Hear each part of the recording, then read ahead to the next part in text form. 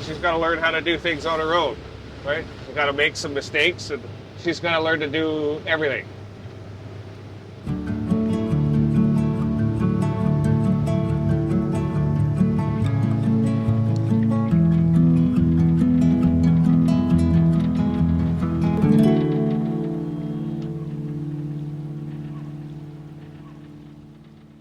So now I'll walk you through the whale ribs here.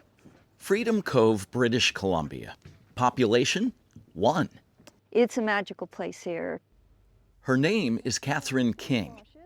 It's just fun being here, first of all. Her home is a handmade floating island off Vancouver Island and way off the grid, miles from the nearest road. How can you be out there on your own? It's so much work. How can you do it? And all of that is true.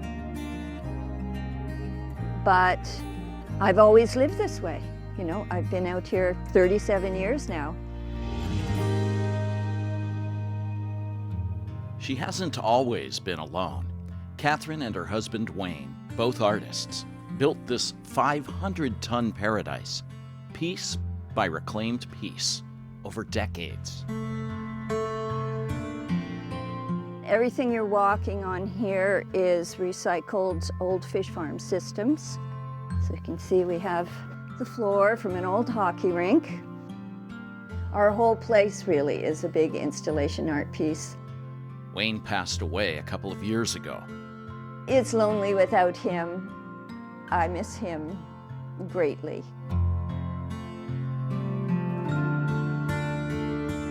A very creative man, very multi-talented, scientific in his background as well as artistic.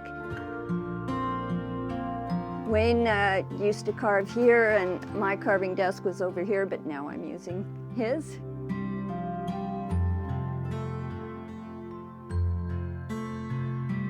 He had all the skills. He knew how to build, he knew how to do engineering. He, engineered and designed this whole system so it could float and move in the water all in one piece.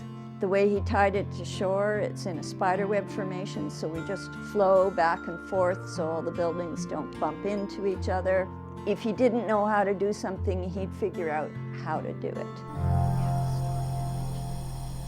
When she lost Wayne, Catherine wasn't sure how she would go on. But she always knew where.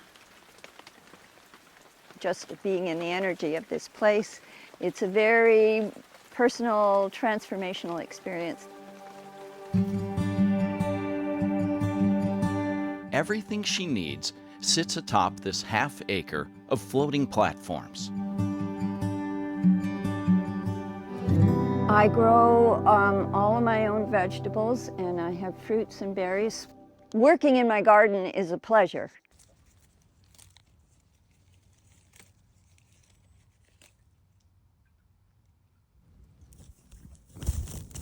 I have seaweed in some and cardboard because I do a layered compost. Yeah, that's my floating corn. Another one of Wayne's dreams, to have our own floating beach, so at the end of the day we could sit here and have a cup of tea, which we did, and which I still do. A Freedom Cove apple and some seed crackers. You grew that right here? Yep. A tree that never touched land, I guess. That's right. It's a taste of freedom. Catherine brings peace to others as an energy healer. She finds her own peace in the natural rhythm of the wind and water.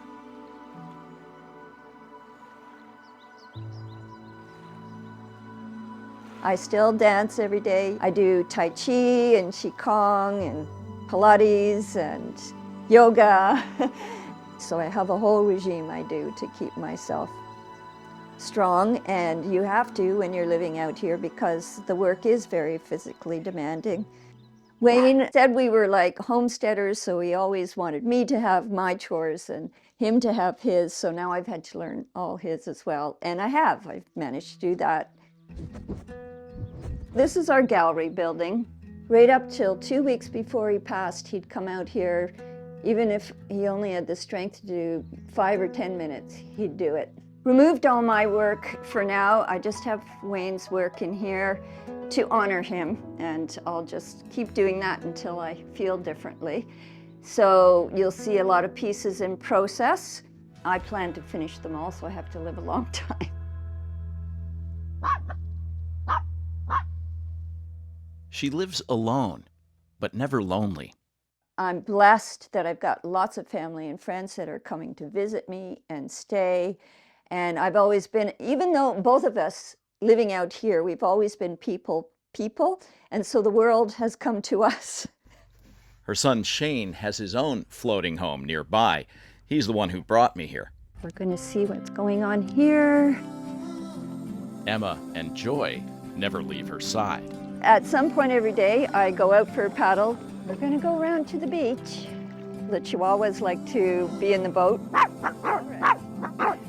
So I take them out for a paddle. Okay, it's joyous. Live your life by connecting to your heart and your soul.